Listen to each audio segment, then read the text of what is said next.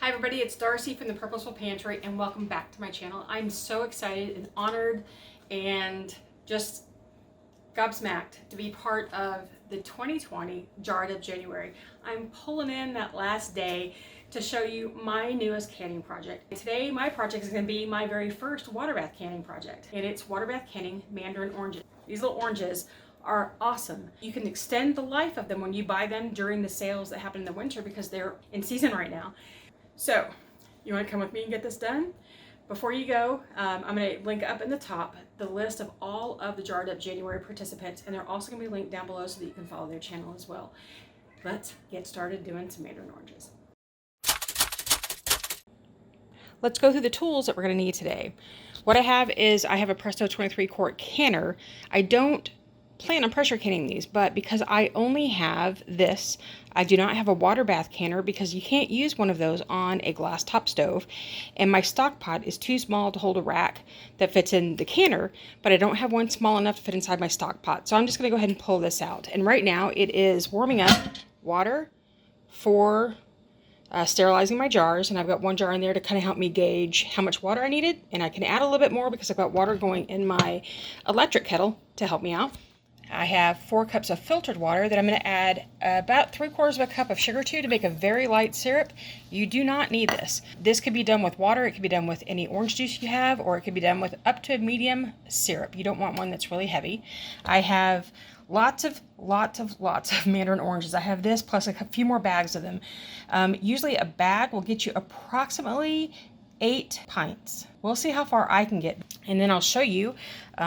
I need my jar lifter, my bubble tool that also has the measurements here for how far up you have to fill your jars, and then my lid magnet to help me put lids on the jars without touching them. I have my bowl of what I've gotten started already, citrus peels, and the segments that I've already gotten done, but I will finish these up in a little bit.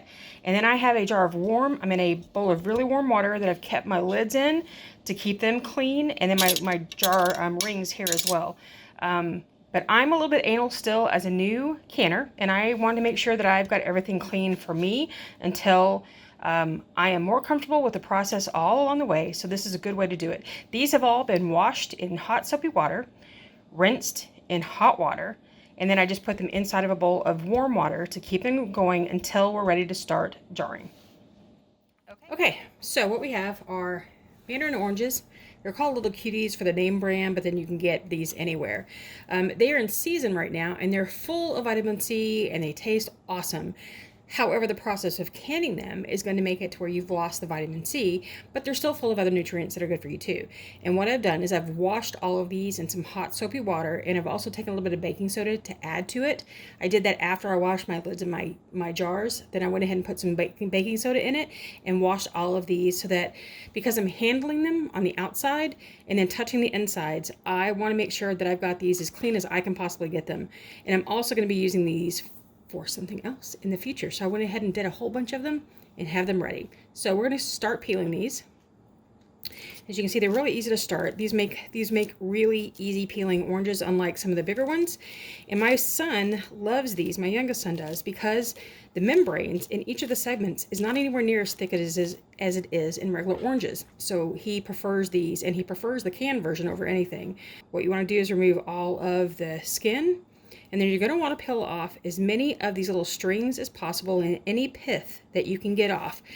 Now you can can these in a full whole orange like this. You don't have to do anything else.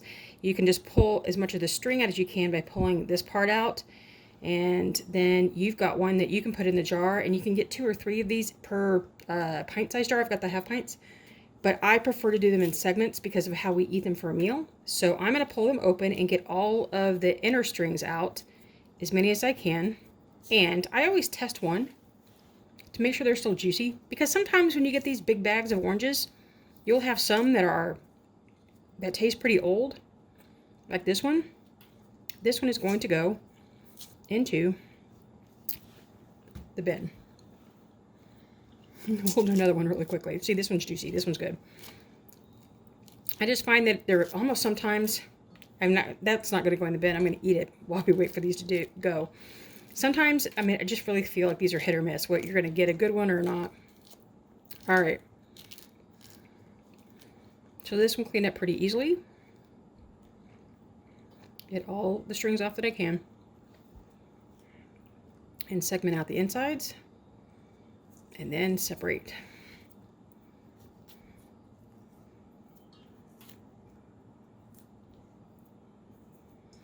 And I'm not going to make you sit and watch me do this entire bowl of oranges. So, with the magic of editing, one additional tool I didn't mark at the beginning was that I need a rag or a paper towel, clean, that I can dip into my vinegar to clean off my rims. So, let's get this started, okay?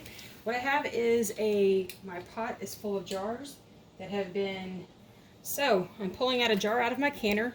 It's emptied and ready to go. Let's move it over just a little bit. At top.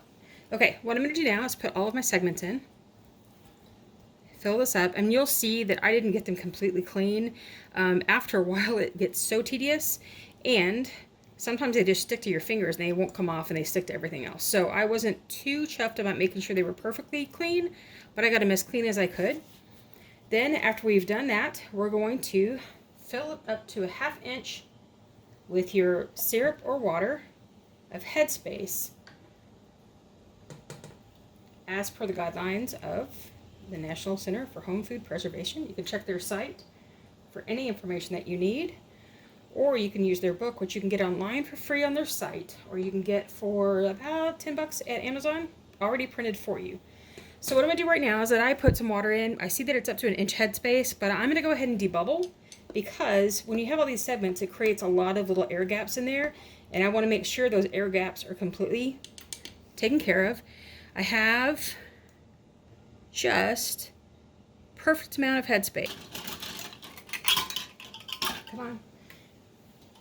Take my lid out, wash my rim first, because this needs to be, oh, that's hot, completely clean. You don't want any of the sugars or anything on there that can impede in the canning process, because it can cause siphoning, it can cause it not to seal properly. And you're also doing the last minute check for a bad rim. Put your lid on. A ring that goes on, finger tight. You don't want to crank it so hard to make it super tight, but you do want to make sure you've got it on good and tight. Sorry, not good and tight, but finger tight. We're going to put this right back into the canner.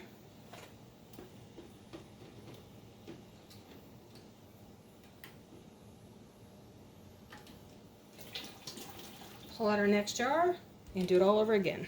I know some of you probably do this, so you pull all of your jars out at once. And fill them all up and then put them all in together. But because I am easily distracted and I lose sight of processes often, if a kid comes in to talk to me or the phone rings or something happens, I need to make sure for me that I'm doing the process right every single time. So fill it up. Syrup. And again, this is a super light syrup. It's 4 cups of water and 3/4 cup of sugar.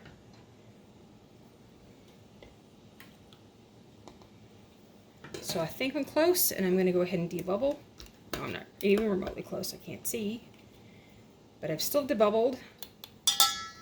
Adding a little bit more syrup. Now check my headspace.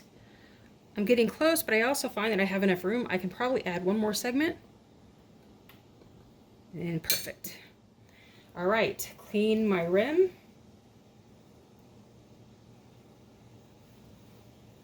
New lid.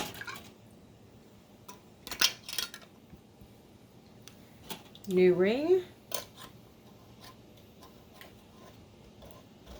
Oh, that ring's not wanting to go on properly. Oh, there we go.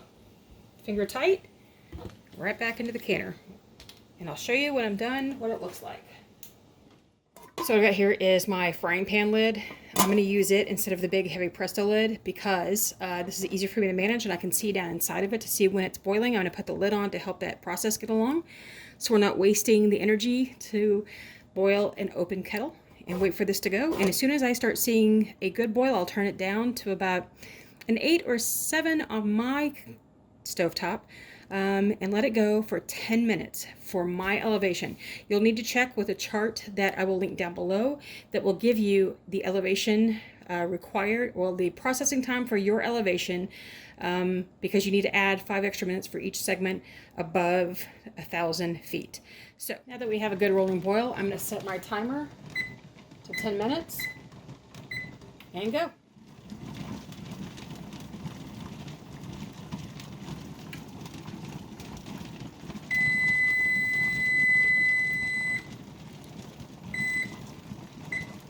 Alright, so the timer's off. We turn off the heat and we're going to sit for about 5 minutes while it cools off. Let's go. One thing I did learn is do not allow these to tip over as you're pulling it off. Oop, I heard a ping. Be sure to allow these to sit for 24 hours in a draft-free place before you put them up. And what you'll be looking for is to make sure that the tops don't still bounce. That way you know that it's been sealed properly and that hopefully you got to hear your own pings too.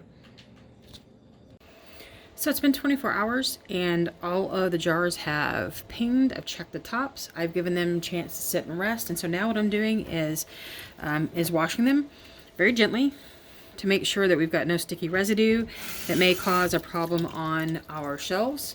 And then I will set them over here to let them dry off. So what I'm going to do now is I'm going to date the jar for today's date. Scribbly handwriting, and there we go. There's my wonderful canned Mandarin oranges. And before you store these on your shelves, remove that lid, that ring. So tell me down below, are you ready to try Mandarin oranges? And do you store with your rings on or off? It's controversy. I'm curious to see what you do. So all in all, these are the fun little bits of sunshine to put away in your winter pantry. And I really hope you'll give them a try. I also hope that you'll click the link above, this side or this side, of all of the rest of the Jar It Up January 2020 participants and the wonderful food they did this month. And I hope you'll come back to see me another time. Thank you very much for watching, and I'll see you next time.